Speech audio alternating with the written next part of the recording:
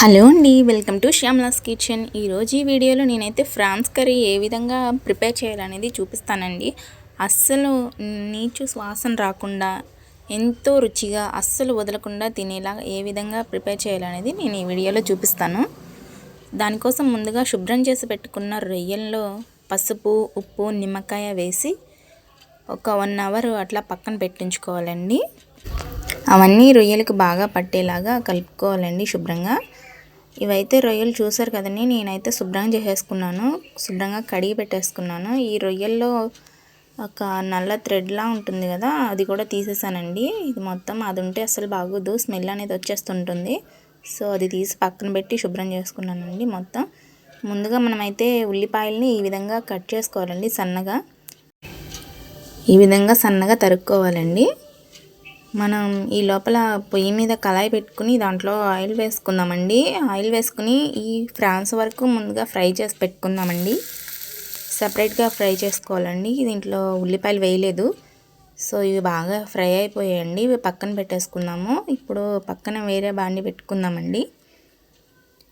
ఇప్పుడు ఈ బాండిలో కావాల్సినంత ఆయిల్ వేసుకున్నాను. సన్నగా తరిగిన పచ్చిమిర్చి, ఉల్లిపాయ వేసి వేయించుకోవాలండి. దాంట్లోనే పసుపు, ఉప్పు వేసుకొని బాగా మగ్గేంత వరకు, ఉడికేంత వరకు మూత పెట్టి ఉడికించుకోవాలండి. సో ఇవంతా బాగా మెత్తగా ఉడికిపోయింది. ఇప్పుడు మనం ఫ్రై చేసి పెట్టుకున్న రొయ్యల్ని కూడా వేసుకోవాలండి ఫ్రాన్స్. సో ఇవి ఆల్రెడీ ఫ్రై చేస్తాం కాబట్టి దీంట్లోంచి వాటర్ కంటెంట్ అనేది ఏమీ రాదు. సో ఇవి మొత్తం వేసాను. మనం అప్పుడే ఫ్రెష్గా ప్రిపేర్ చేసిన అల్లం వెల్లుల్లి పేస్ట్ కూడా 1 స్పూన్ వేసుకోవాలండి. మొత్తం కలిపేసుకోవాలి. సో ఈ విధంగా మొత్తం కలుపుకున్న తర్వాత రుచికి సరిపడగా కారం వేసుకున్నాను.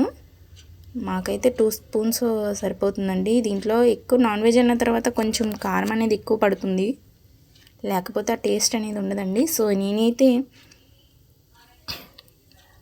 ఈ విధంగా కలుపుకున్న తర్వాత వాటర్ వేసుకోవాలండి. 1 గ్లాస్ వాటర్ వేసుకుని ఒక 15 మినిట్స్ వరకు ఉడికించుకోవాలండి మూత పెట్టేసి. సో ఈ విధంగా శుభ్రంగా కలుపుకోవాలండి. ఉప్పు అది సరిపోయిందో లేదా చూసుకోవాలి, సరిపోకపోతే మళ్ళీ వేసుకోవాలండి రుచికి సరిపడగా. సో బాగా ఎగిరిపోయిందండి దగ్గరికి, రొయ్యలు కూడా బాగా ఉడికిపోయినాయి.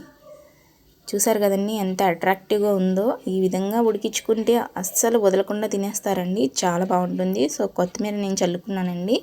ఇప్పుడు నేను ఒక బౌల్లోకి సర్వ్ చేసుకుంటున్నాను. ఈ వీడియో కనుక నచ్చినట్టయితే నా ఛానల్ని సబ్స్క్రైబ్ చేసుకోండి. వీడియో నచ్చినా నచ్చకపోయినా, నచ్చితే లైక్ చేయండి, నచ్చకపోతే డిస్లైక్ చేయండి.